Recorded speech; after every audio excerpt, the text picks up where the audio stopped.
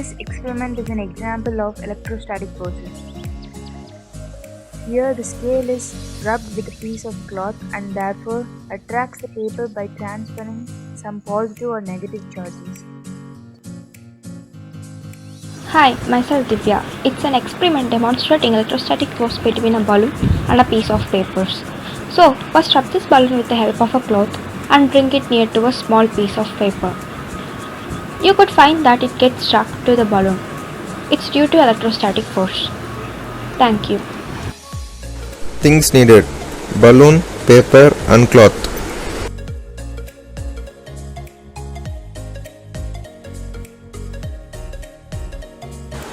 First take the balloon and rub on the cloth.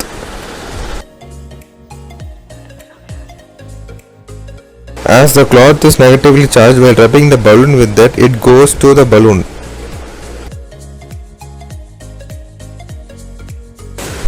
The papers are positively charged.